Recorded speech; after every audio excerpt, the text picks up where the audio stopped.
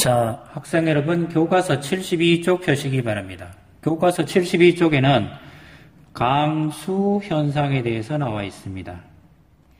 강수 현상은 정의부터 해야 되죠. 강수 현상이라는 것은 하늘에서 만들어지는 비, 눈, 우박, 서리 등 모든 형태의 물이에요.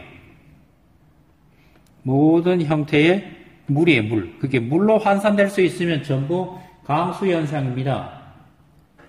근데 이 강수현상을 설명하기 위해서는 구름 입자에서 뭐가 생성되는 거예요? 구름 입장에서 빗방울이 생성되어야 되는 겁니다. 그럼 이 빗방울을 만들어지는 과정은 현재 크게 두 가지가 있습니다. 무슨 설이냐 그러면 가장 많이 쓰고 있는 게 빙정설, 병합설 이런 말이 있습니다. 빙정설, 병합설에는 여기는 반드시 무엇이 있어야 됩니까? 응결핵 하는 게 필요합니다. 응결핵. 우리 교과서에는 없어요.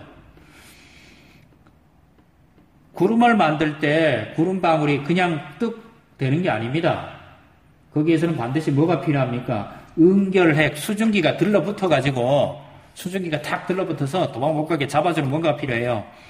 응결핵에 가장 많이 쓰는 거는 앞에서도 제가 했죠. 꽃가루, 먼지, 연기, 소금 등 이런 것들이 전부 응결핵 역할을 합니다.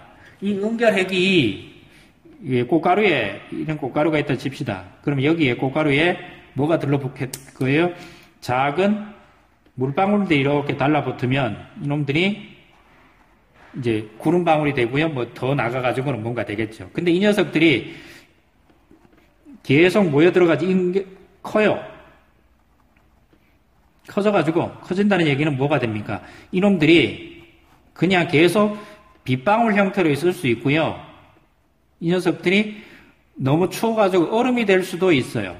빗방울이 돼서 발전한 것은 병합설 이래 부르고요.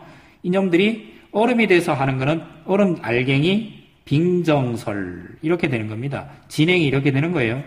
응결핵 주변에 물방울들이 막 들러붙겠죠. 그러니까 기체방울들이 갑자기 고체가 될 수도 있고요. 물로 될 수도 있겠죠. 고체가 되면 성화겠고요.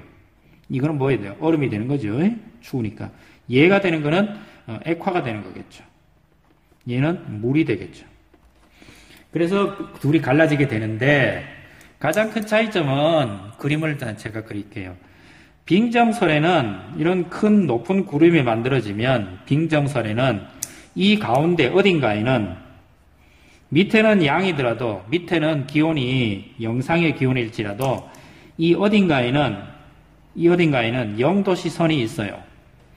그리고 그 어딘가에는 굉장히 추운 영하 한 20도 정도 되는 이런 선이 있어요. 그럼 여기는 뭐예요? 지표가 되겠죠. 틀렸네요. 지표가 되겠죠. 지표 온도는 25도입니다. 그럼 굉장히 따뜻하겠죠. 그렇죠? 그러면 빙정은 어디에 있습니까? 빙정은 여기에 있어요. 여기에서 오르락 내리락 할 수도 있고 여기서 빙정이 무거워지면 밑으로 내려올 수도 있어요. 다 녹아버려가지고 땅에 떨어지면 비가 되겠고요. 밑에서 올라오는 강력한 상승기류. 상승기류를 만나면 이 빙정이 다시 위로 올라가겠죠. 올라가면 얼고요. 내려오면 다시 녹고요. 녹으면서 뭐가 돼요? 층층이 빙정에 구름방울들이 더 달라붙으니까 빙정의 성장이 되겠죠. 반복을 하게 되겠죠. 그렇게 상승기류, 상승, 하강을 반복하면서 빙정이 성장해져요. 왔다 갔다 하다가 에라 모르겠다 그러면서 너무 무거워서 땅으로 뚝 떨어질 때 지표 근처가 25도죠. 너무 따뜻해요. 그럼 여기서 녹는다. 녹으면 뭐가 돼요? 비가 돼서 땅으로 뚝뚝 떨어지겠고요. 빙정이 너무 커요. 그래서 다 못 녹고 땅으로 떨어지면 뭐가 돼요? 우박이 되겠죠. 근데요, 선생님, 빙정이 지표 근처에 있으면요, 그럼 눈이 되겠죠, 뭐. 그럼 이거 우리나라 보통 비는 이걸 가지고 성장을 합니다. 근데 이거는 빙정설로 설명하면 이렇다는 얘기고요. 병합설은 이런 구름이 있는데 이 구름 어디에도 뭐가 없어요? 0도선이 이걸 가지고 빙결고도라 그러는데 빙결선이 없어요. 빙결선이 없다 보니 이 안에는 전부 다 뭐가 있어요? 그냥 이 안에는 전부 영상의 기원이에요. 그럼 여기에서 뭐가 됩니까? 음결핵이 계속 오르락 내리락 하면서 오르락 내리락 오르락 내리락 오르락 내리락 하면서 뭐가 돼요? 예, 빙결핵이 음결핵이 성장해져. 성장해서 무거워지면 결론은 나중에 비로 툭 떨어지게 되겠죠. 여기는 똑같이 지표고요. 그러니까 빙정이냐 병합이냐의 가장 의미 있는 선은 이 빙결선이에요. 구름 속에 영도되는 선이 있으면 빙정설로 설명을 하고요. 영도되는 선이 없으면 병합설로 설명을 합니다. 우리나라에서 오는 대부분의 비는 병합설로 설명하는 게 아니고 빙정설로 합니다. 물론 장마철 같은 경우에는 음결핵이 성장했는 병합설로 설명할 수는 있어요. 하지만 그거는 장마철이라는 짧은 시간 얘기고요. 보통 우리나라는 여름에 높이 올라가면 전부 다 음결고도가 있어요. 또는 빙결고도라 그러는데 이 빙결고도가 있습니다. 근데 빙결고도가 있어가지고 그 이상에서는 얼음 알갱이가 빙정으로 존재를 해요. 그리고 내려오면서 녹으면 비가 되고요.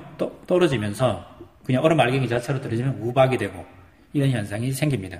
우리나라는 이런 현상이 생기는데 남쪽에 저 적도지에 가면 이 고도가 빙결고도가 수십 킬로 올라가도 얼음이 얼지는 않습니다. 근데 이 지역은 음결핵이 성장해서 때리는 따뜻한 비, 병합설로 설명을 합니다. 우리나라는 빙정설로 설명하는 게 좀 더 맞습니다. 예외도 물론 있긴 있어요. 여름에 잠깐 오는 장마철 같은 비. 예. 장마철에는 잠깐 와요. 물론 거기에 장마철 비가 다 그렇다는 얘기는 아니고요. 가끔 있다 이런 얘기입니다. 자, 여기까지 하시면 음결 병합설이냐 빙정설이냐 설명도 되고요. 이걸 설명하는 게 조금 힘든데 개념적으로 한번 그림을 그리는 것보다는 문서적으로 설명하는 게 좋을 것 같습니다. 또 여기까지 하고요. 다른 시간에 또 뵙겠습니다.